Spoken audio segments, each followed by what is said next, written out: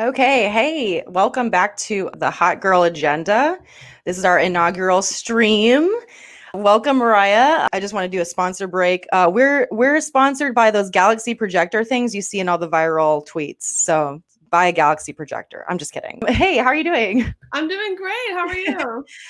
I'm good. Your lighting in your room matches our banner, so that's perfect. You're already like aesthetically like right there with me. So I just fit in with the hot girls. That's what's up. yeah, I mean, when I think of hot girls, I think of I don't know. I'm not gonna like fangirl out on you because that's silly because I see you everywhere.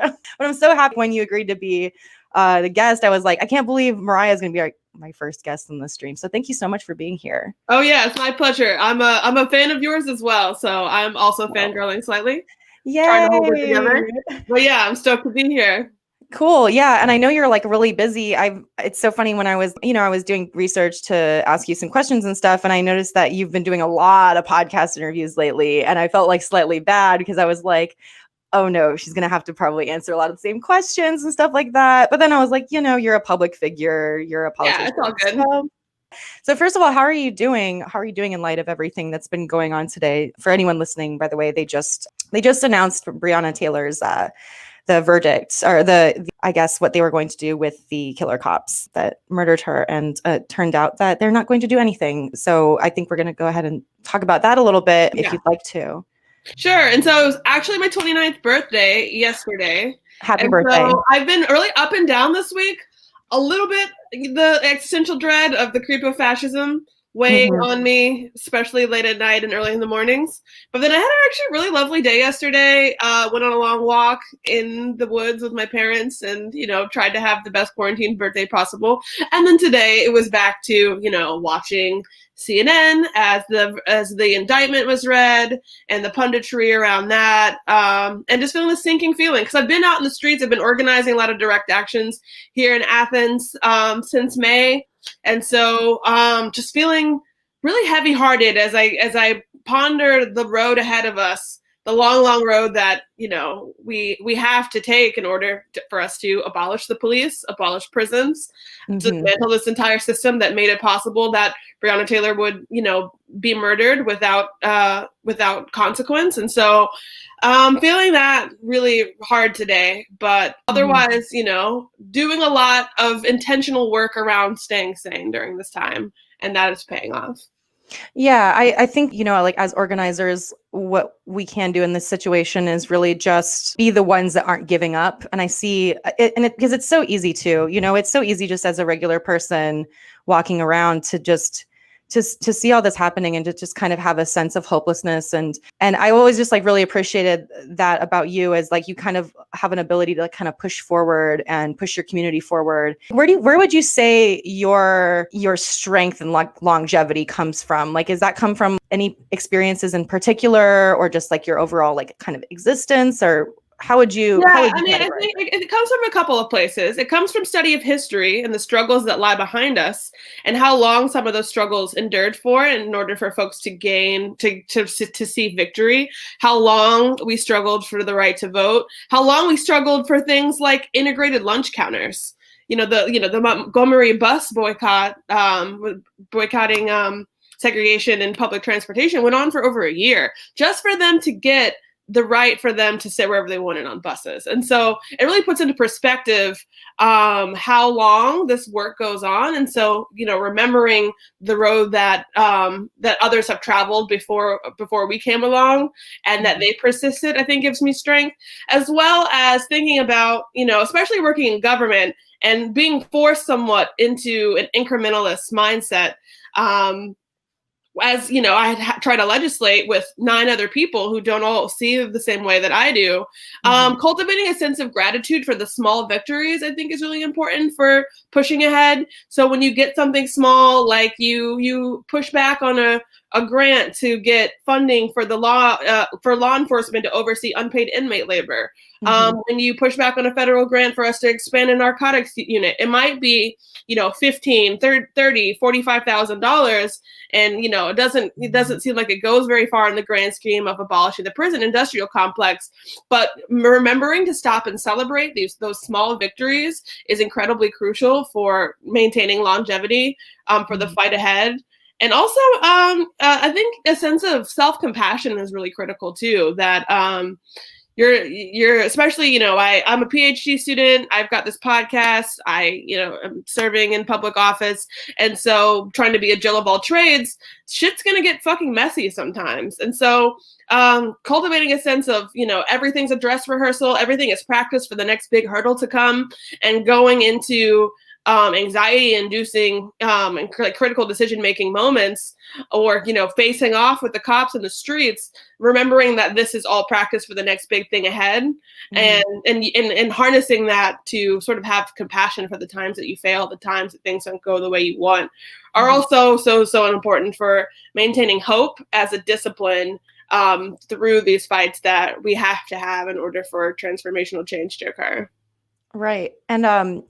And I was listening to an interview that just happened the other day. I think it was Project Q, and you were talking about self-care. And it feels like especially important for you as someone who wears so many hats. So, and I know that you are not necessarily tied to self-care in like the capitalist sense. I was just wondering if you could share what self-care means to you from like, not an anti-capitalist perspective, but just from a place that self-care from a place that doesn't come from like consumerism. Because I think when you talk about self-care in mainstream, people I'm not like buying going to a fucking spa. bath bombs. I'm not, buying fancy like massage rollers for my back, or going on vacation in cabins. Getting the jade rollers for your face. Yeah, no. I mean, fuck that. You don't need it. What the critical things you need movement, you need nourishment, both intellectual and like physical. And you need to reflect. And so I just, as a discipline, make time for those things every day. So I go on walks, I ride my bike, and like, not just because I feel like it or want to, but because I have to. It's just like I have to answer that email, just like I have to go to that meeting. I force myself to get up in the morning and go on that walk. Hydration, staying really hydrated. I drink like 2 fucking gallons of water a day, and it's not cute. It's not like, it's because I have to in order to maintain the energy level to like push through hours and hours of policy research and constituent services and things like that. And remembering to eat small things like what you put in your body. And nothing fancy. Just remember to eat at all. I for a long time did not do that. And like, it's really easy in activist work to like put the goal ahead of everything. But like, if you're not refilling your own well, like you have nothing to pour into the work that you're doing. And so, what are you feeding yourself? What are you feeding your mind? Trying to read books for fun. Not because I necessarily want to at the end of the day. I'm fucking tired, but I need new ideas. I need to feed my curiosity. I need to feed my sense of wonderment at history and of possibility. And so, movement, nourishment, what you're putting in your body, and then reflection. I take time almost every single day to write down a list, in hyperbolic terms, like totally gassing myself up about every single good thing that happened today. Like, yo, the motherfucking sun was shining so bright on my walk this morning, and then I went to the gas station, and the cashier asked how my day was, and that's so nice of them, and just really hyperbolically reflecting on all the good things that happened that day as an exercise to retrain my brain to start to organically see that in the world around me, to appreciate the leaves, rustling across the sidewalk as I walk to the gas station to buy a Red Bull or whatever, all the little things that make life really sweet. And so attuning my focus to those things, so it makes it easier to see them in the everyday. So reflection is really critical. Also just reflect this, just writing when things are shitty, just like, hey, today didn't go well, and why? What happened that made it this way? And what will I do? Not what should I have done, but what will I do in future? Just learning the lessons from the things that go awry. And so I think that's things that everybody can do. I mean, I stay super fucking busy, but as a discipline, I make time for it, because otherwise the rest of the things that the world expects of me are going to fall apart. So clockwork, get it done, because you got to. Yeah. I mean, I think that's like kind of not just like as someone who's super busy, but just like as a regular human being, like living under capitalism. Nothing going on. You need to drink some goddamn water every day for the Lord of mercy. Like, come on. So I have an app that reminds me. I have an app with like a little anime water drop that reminds me, and it pops up. There you go. Apps, whatever you gotta do, whatever apps you gotta use. It's called like water. I'm such a fucking millennial. To remind you. Yeah. Yeah, it's like whatever you have to do to make sure that you are, again, your like well is full, and you're you're filling it up so you can pour it back out, basically, right? So Yeah. I totally get that. And like, yeah, I love that you have dedicated time for that, because I feel like when we hear about like ultra busy women, it's always kind of from a place of, well, I have my maid and I have my cook, and it's like, it's not really like a relatable like scenario for working class women to like achieve self-care or have that time. So it's like, it's good. It's nice to know that there are like simpler options out there. And I think people overthink self-care. I know for me, because of capitalism, I have a hard time fucking relaxing at the end of the day, right? So it's cool to know that you can just like kind of dedicate really simple things for your well-being. But yeah, so you've been like all over the media for the past year. I feel like I see articles about you all the time. Even before I started seeing you at actions, before I started getting more active in protests and stuff, you've been in like CNN and New York Times and Al Jazeera and stuff. What was like the appearance or interview that you were like most excited about? The appearance or interview that I was most excited about, I guess being interviewed by the New York Times was pretty exciting. They did a piece on different choices folks made for their swearing in ceremonies. Mm-hmm. And so they interviewed me about being sworn in on the autobiography of Malcolm X. And it made me really nervous because I honestly, that decision I made to swear in on the autobiography of Malcolm X was just like, I looked around my house for like they emailed me. They're like, okay, bring whatever you want to get sworn in on. And they made it seem like this is a thing that like people do, they choose. And so I look around my house and I'm like, and I had recently finished rereading his autobiography and like just felt really like called to that in terms of a text that who like a leadership style and like a lifelong transformation that I wanted my own work in public service to like embody. And so I was like, okay, this just thinking like no one would give a shit. And then it became a huge thing. Like a town of like 130,000 people in Georgia. But so talking to them a little bit about like my choices and then wanting to sound really cool and smart was very intimidating. Yeah, that meant a lot. That was exciting. So probably that. Yeah, I remember when that came out, because I think that was the first time I really heard about you. It was so cheeky too. It was just like, that's a good move. That's a good bit right there. I remember specifically like conservative backlash about that, where people were like freaking out, like, oh my God, we have a communist in office. Oh my God, she swore in, she's a communist. And I just like, I went down like a hole of conservative responses to that. Oh, not good for one's mental health. Yeah. And I was going to say, like, how do you, like, when you are the subject of it and you having such a now high profile, especially a year later, it's like your profile has been higher and higher.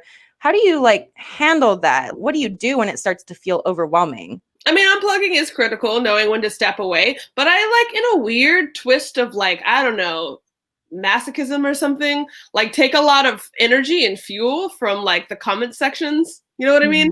Yeah. Because like I reflect on the vitriol that folks like that folks like Martin Luther King Jr. experienced, or like Malcolm X, and both of whom had their lives taken at very young ages. And I might get death threats, but like no one has even tried to pull some shit on me yet. So I'm not even experiencing the same level of hatred that like truly legendary figures in these movements have before. But but like take strength in remembering that I belong to that legacy, and that this hatred is somewhat of a barometer for how much I'm pushing the needle. It's easy to have these conversations within our safe leftist bubbles, but like when something transformative enough is pushed to a wide enough conversation where you start inviting in perspectives of folks that like are on the totally opposite end of the spectrum, that's when I know that I'm like doing something good. And so I take a lot of that in stride and take a lot of strength from it, because it's like, okay, I'm pushing in a good direction right now because people are getting pissed off. Like if I'm not rocking the boat, if I like, I don't know, propose a piece of policy and I'm not getting death threats, that means like not enough people are hearing about this idea. Not enough people are a part of this conversation yet. I think of it as a good thing. It might be a little like scary, like when people threaten my life and it's like, okay, I am obviously not going to call the cops because fuck 12. What am I like, what logistically going to do about safety? I mean, other than that, I feel like it gives me like a sense of orientation in like whether or not I'm being effective in the policies I'm putting forward and the ways I'm extending the conversation to broader swaths of the electorate. Yeah. I mean, I think it's like, I think it's really like a testament to like the strength of these ideas that that you can be saying them like a year later and getting the same kind of like heat for it, and still like be such a prominent like voice, because it is hard to say something that you believe in and stick by it after people like come at you for it. It's only something that strengthens the further in your journey you go. I just wonder, like, is there ever a time where you feel like stepping back or anything like that? Like, have you ever had those moments where you felt like you just couldn't, you just needed to step back a little bit, I guess? For sure. And I think a critical part of my journey, like in the last couple of years, has been like accepting that those wave crests and peaks and dips, because sometimes you need to step away. Like earlier this summer, I was organizing a ton of actions. I was getting targeted by the police. I was getting targeted by white supremacists. And so I just had to go stay at my mom's house for a week and just like do as little work as possible and just like watch The Fifth Element and drink tequila with her and like eat edibles all day every day. And like, but those are the natural cycles of energy. You take time when you're in the streets. We take time where you're lobbying really intensively, where you're really intensively, you're like doing these quick turnarounds on policy research to put things forward. And then you step back to rest and to do like a longer ranging form of study where you're like studying historical movements, where you're reading a little more broadly without the clear goal of necessarily putting forward policy proposals. You're taking time to reconnect with friends, which is an important part of organizing as well, as having like a strong social safety net, not materially, but like, in an interpersonal sense. And so that all is the work as well, the work of resting, the work of a different kind of study, the work of strengthening our interpersonal bonds. And so, yeah, I totally have stepped away and have learned to like accept that and see that as inevitable. Like it's going to come back. Right now, I'm more in the swing of like actively organizing, like putting on direct actions and thinking about policy goals and building coalition and things like that. And then the day will come again, inevitably, that it'll have to switch up a little bit in order for me to like regain that sense of grounding to change gears back into that more active mode. And so recognizing those cycles has been really important. But yeah, I totally, from time and again, just got to get away because you just can't. Burnout isn't worth the risk. Like it's more worth it to anticipate like what your energy levels are going to like do and lean into that. And that's what I try to do. Yeah. Like activist burnout, I've seen it happen to a couple people I know, and I've experienced it myself years ago. And it was like, it took me a while to get back into activist work and like organizing work because I got burnt out. And I was like, I remembered what it felt like leading up to that. And it's like, I feel like now, like the more experience you get organizing, the more you focus on like those aspects of self-care that are really like coming from a place of like doing the real internal work.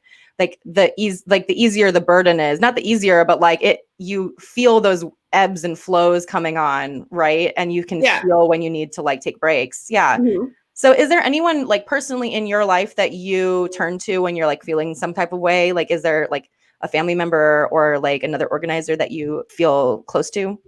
Yeah, there's a number of organizers here in town that are just friends of mine also, and who I regularly hash out political predicaments with.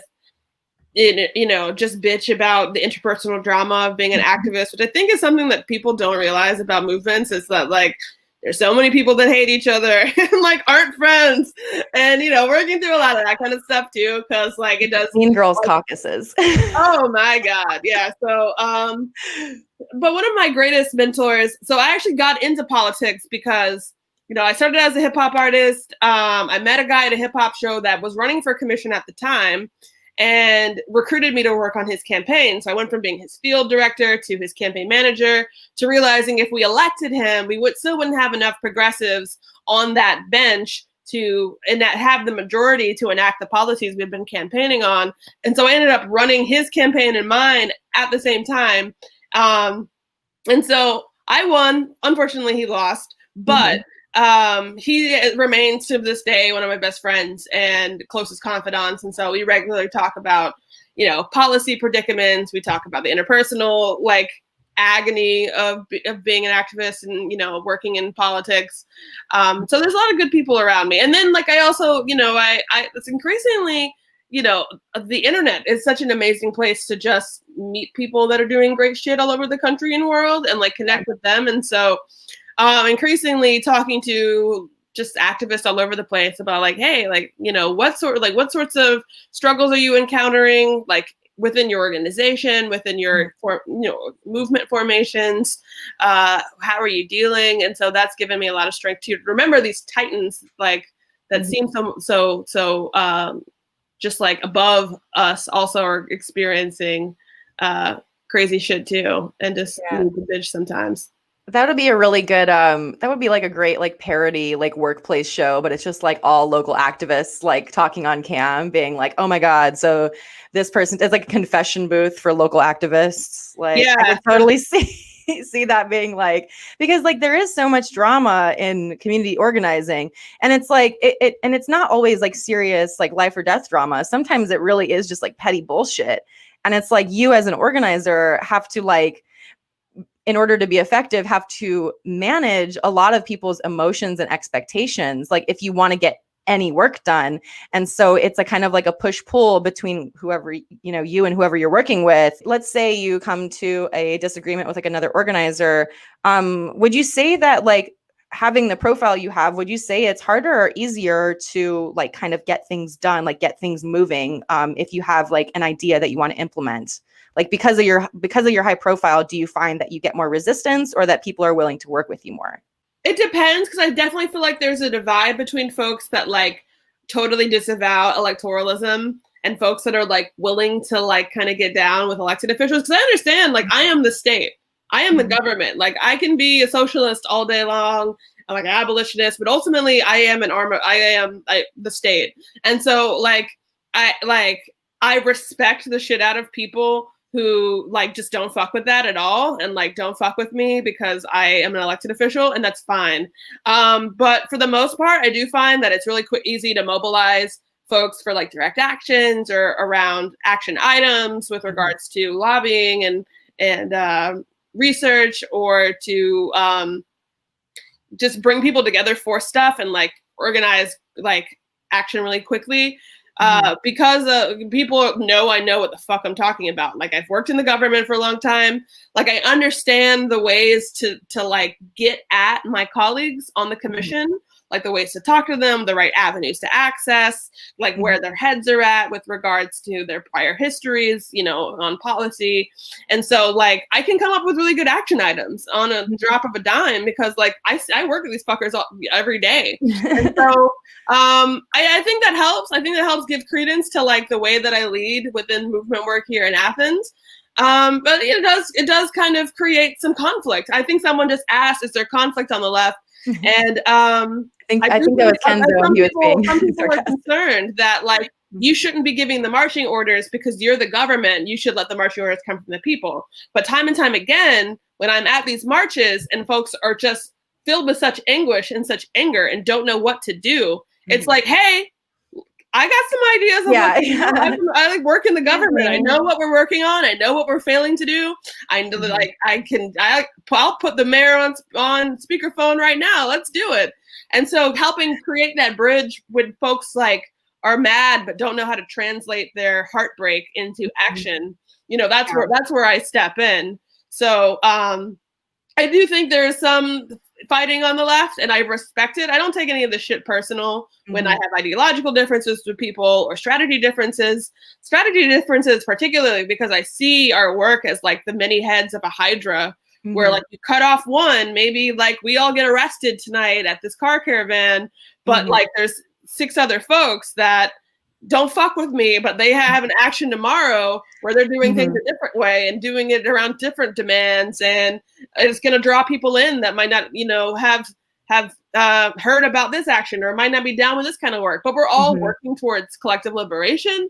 And so I try to foster that sense of like us as a many-headed movement and the vitality of that anywhere I can when I talk to organizers, and we might have disagreements about tactics or strategy or goals. Like, good, I'm glad we disagree because we're gonna, you know, ultimately get farther than we would if we tried one shitty strategy by And then trying gave out up. multiple and kind of seeing what sticks. And so everywhere I can, I try to encourage that. Yeah, and I don't want to like put you on blast and say like where I've seen you at different actions and stuff, but it's like I'll frequently see you, and I feel like you're really good at kind of being objective in a lot of these spaces, because I see you kind of like rolling solo sometimes and then getting kind of in the middle of stuff. And I've always just really appreciated your presence at these actions and stuff, because it's like, okay, we have like an elected official here. We have somebody paying attention that's in the shit with us, like at these actions. And I think that like really inspires people to give electoralism a chance. For me, like electoralism, like it's not my specialty. It's not my area of expertise as an organizer. I'm much more like on the mutual aid side and things like that. I really appreciate anyone doing the electoral work that's willing to put themselves in those situations. It cannot be easy being a young Black woman in elected politics. Like when you come up against forces, with all these different identities in play, how do you deal with the pushback from all that? Like, I know self-care is obviously a big thing, but it's like you're dealing with pushback from racists and you're dealing with pushback from people on the left and everything. Like, how do you kind of manage like feelings of conflict when it seemingly comes from like so many different areas, even from like your allies?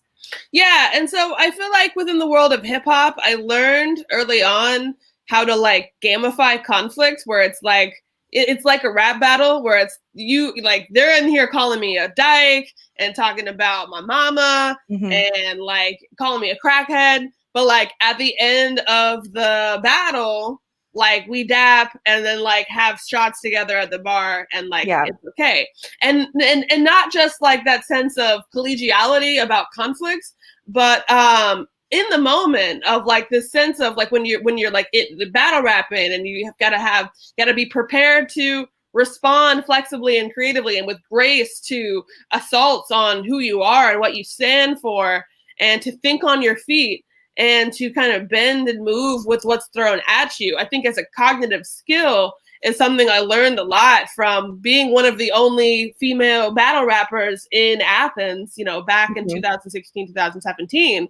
And so I take that into City Hall with me when someone's, picking apart some research that I've done on a policy that I think would be transformative, or outright dismissing it without knowing what the fuck they're talking about. Like cognitively, there's this like battle rap mode that drops in where like, I just know how to trust myself to say what I need to say in the moment to like respond with grace to opposition. Yeah, I mean, I don't know what it is, but it's something that I attribute to being a rapper that helps deal with opposition on all sides, from my colleagues on the commission, from just haters on the internet, whatever it is.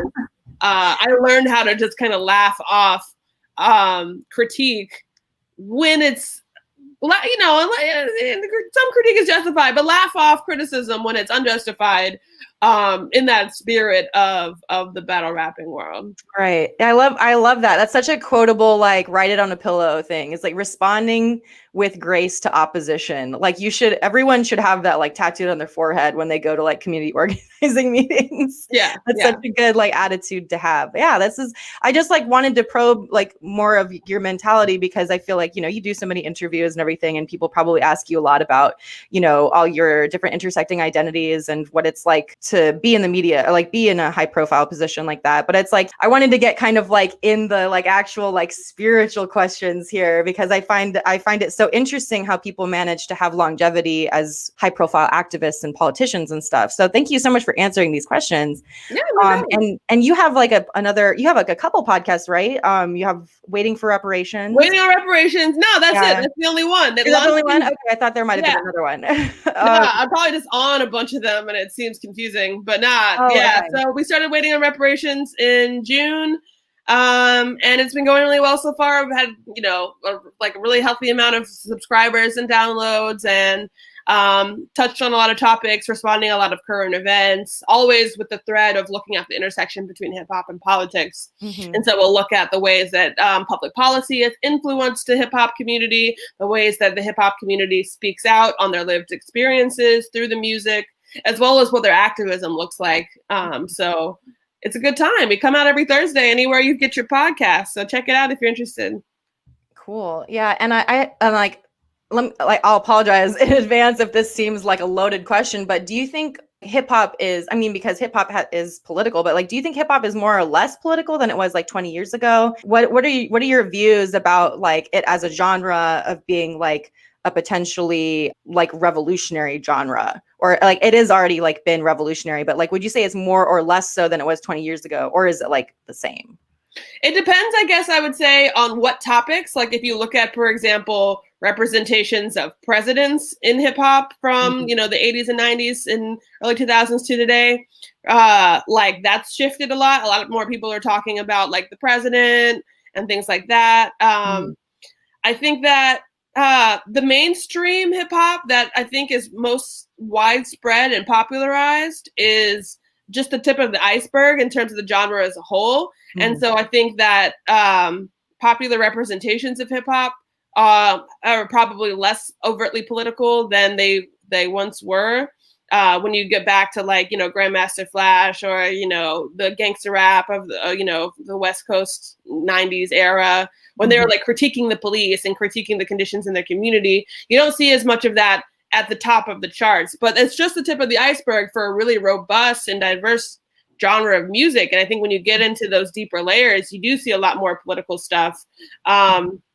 Maybe not more than it used to be, but more than you would find if you just stick with what's on that top layer.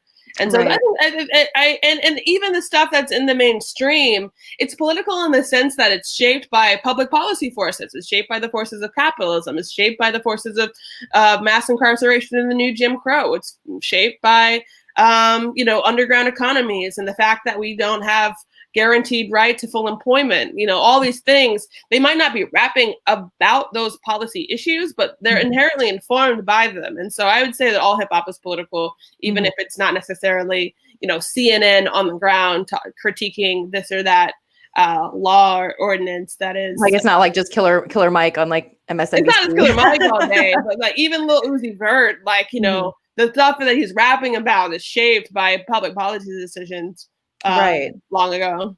So I'm like one of those people that I listen to like Spotify. I sometimes look up my friends' bands on SoundCloud and stuff.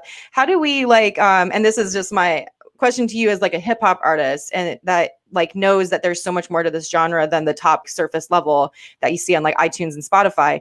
How do you as an artist and just as an appreciator of hip hop, how do we find less mainstream sources for hip hop, especially more overtly political messaging in hip hop that's not going to be subjected to the whims of the algorithms on like Spotify and iTunes? Where would you begin to look for underground hip hop artists that need attention? I go to Hip Hop DX and see what new music they're talking about every week. They tend to have a really good cross section of alternative rap and underground dead end hip hop. The YouTube channel, they do reviews of mainstream, but also if you like follow those guys on Twitter, they talk about a lot of indie artists as well.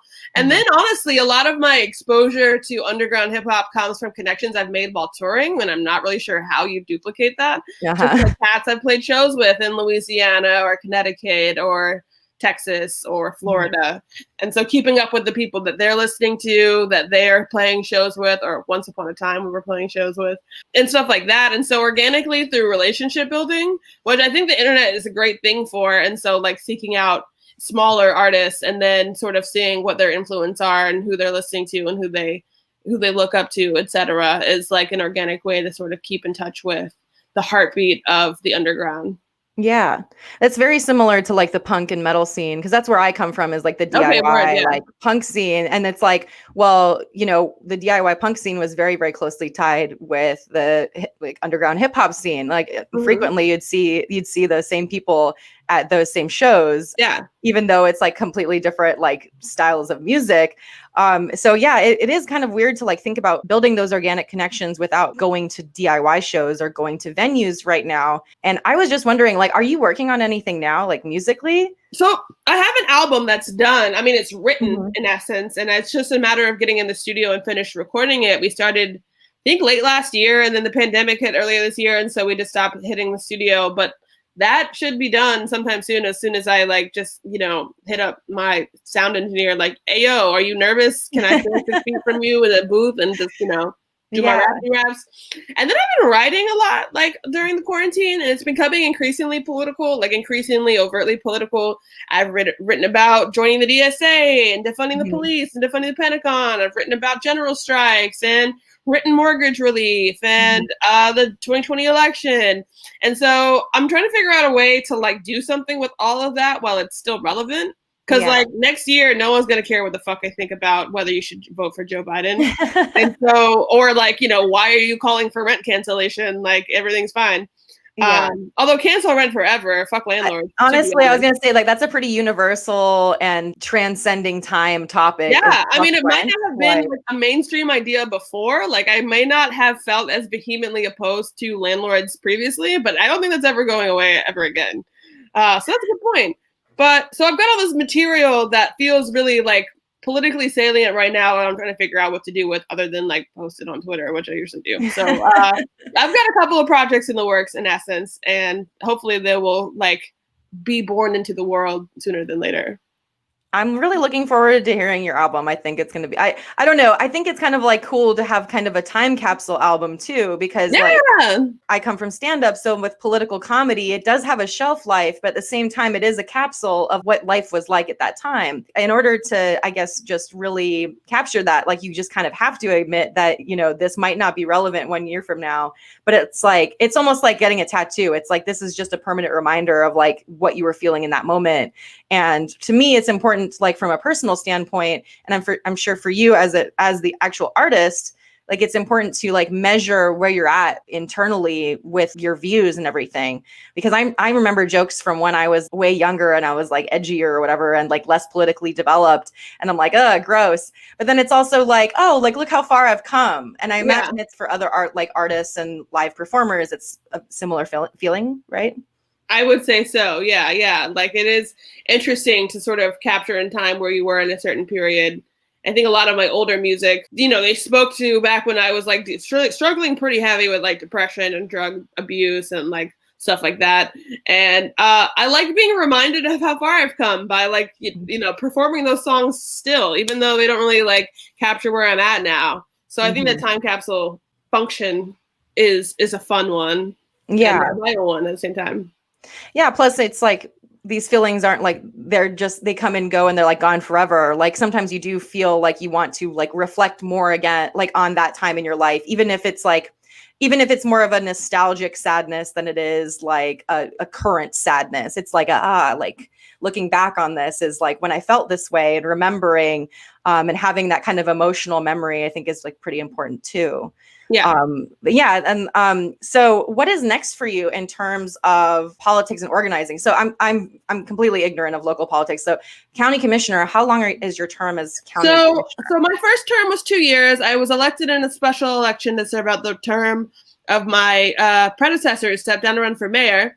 So I served from 2018 to 2020. I was reelected this year in an uncontested election. They were too scared to come for me, this time at least. And so I now have a 4-year term. So I'll serve for another 4 years, after which point I may decide to run for higher office if the planet still exists by then. So. Oh, okay. That's fair enough. Yeah. And so in terms of like organizing as a commissioner, I guess, like what like kind of grassroots stuff are you working on? Or is that stuff just like so integrated that it's so integrated? It's all like, it's all grassroots and filtering that up into policy and then back down and educating the community about like what the government's working on. It's a constant cycle. And so, I mean, I guess like mutual aid efforts, like connecting people to resources that way and sort of amplifying the fundraising needs of mutual aid groups in town is another kind of grassroots thing that doesn't have anything to do with policy. But otherwise, it all ends up coming back to policy and political education in one way or another. So what advice would you have for someone who is kind of the leftist persuasion or is just a concerned community member and wants to like run for local office? What is like the first thing you would tell somebody if they were like, I'm running for public office? What's your advice?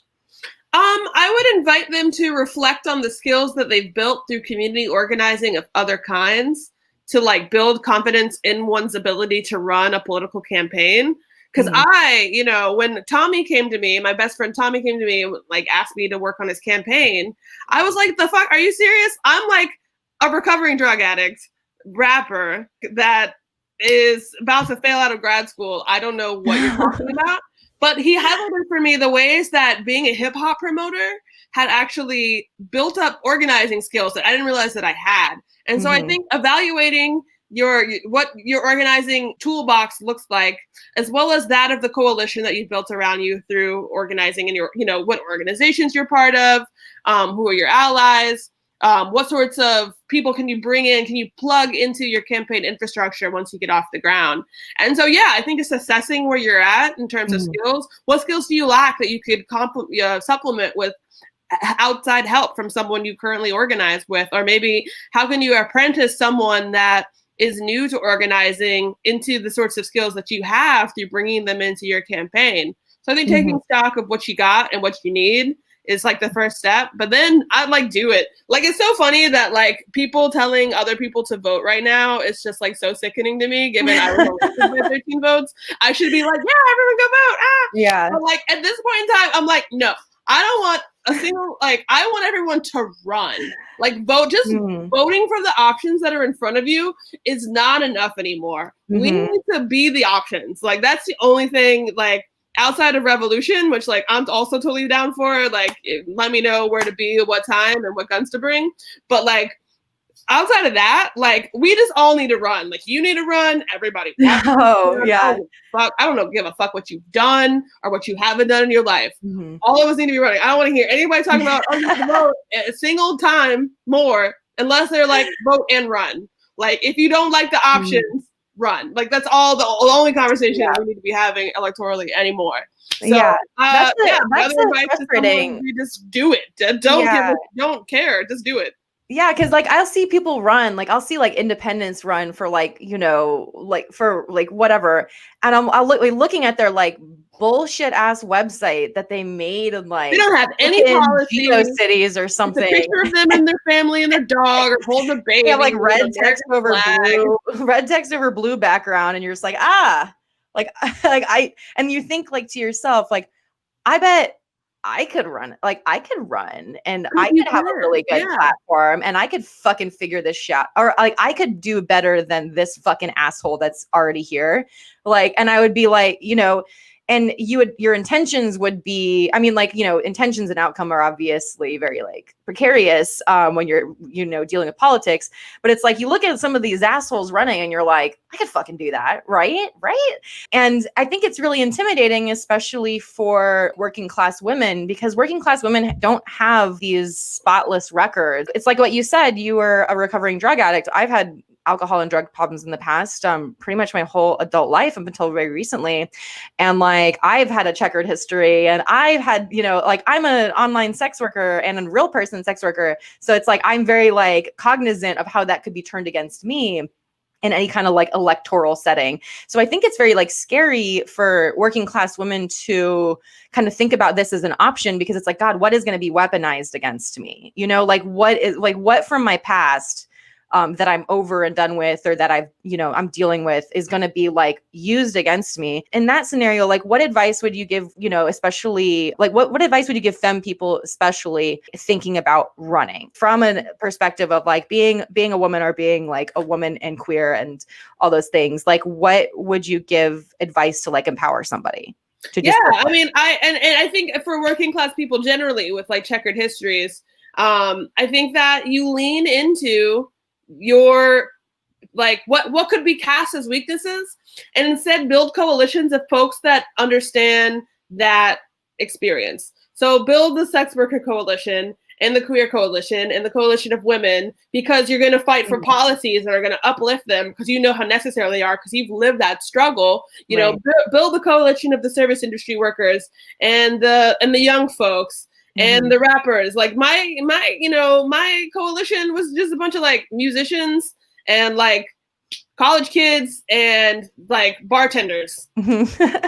Hey, that's a powerful People that don't get it block. normally, because no one's ever fighting for policy that's going to fix anything for them, because they don't understand how necessary they are, because they haven't lived that experience. And so, like, I mean, identity politics isn't everything. And so, like, oh, I'm just going to build a coalition of women because I'm a woman. Like, maybe isn't the key part of the advice that I'm trying to give. Yeah. But like, there's other, like, the things that you've done wrong. Like, if you've been to jail, or if you're a sex worker. So like, the flaws in the system that got you to that point, even if it's just frame it like that. Like, I know I'm an expert in the need for like pro-sex work policy, because I've lived the disaster of stigmatization and prohibition, and like let lived expertise really like put that front and center, because that's something that you can't learn in a poli-sci class. You can't pick up on that through years of public service. You can't even learn that on the fly once you get elected, unless you have lived it already. And so making sure people know that you have that expertise, and that that empathy, and you have that empathy with their own experience, like, is the way to go. Yeah, that's such good advice. Like, this has been very illuminating, because like when I'm asking these questions too, I'm asking for me as an organizer, because I didn't really start getting serious about organizing until like last year around this time. So I know that, and I know that because of our material conditions, because of COVID, a lot of, baby organizers out there are like starting to step up and be part of this movement in a really significant way. And also people that are, have never considered running for office are considering running. And I think we got to break through that intimidation factor that you can't be a politician unless you do A, B, C, unless you are perfect. Yeah. Like, literally anybody can do this. It's like you said, it's like recognizing what you've got in your toolbox already, what you need, if you need outside help. It's all going to come down to how we like interact with each other as a coalition and our interpersonal relationships, because in the end, organizing is interpersonal. Yeah, I'm really excited for the future. I'm really excited to see you in other actions again, because it's always cool running into you and stuff. And I'm excited to see like what you do next. And so where can we follow you? So you can follow me on Twitter or Instagram at Mariah for Athens, Mariah FOR Athens. You can also find my music at linguafranca.bandcamp.com. Lingua Franca with 2 Q's, LINQUAFRANQA. Franca. Yes. So that's where you can find my music. And then my podcast, Waiting on Reparations, is anywhere you get your podcast. Comes out every Thursday. Very cool. But thank you so much for being on and being our very first guest. This is like a historic moment for the stream and the podcast. But I'd love to have you on again in the future, maybe as a panelist. Sure, I'd love to. Yeah, and then of course I'll see you on the streets. So I'll see you on the streets. Yeah. All right. Bye. Thanks so much.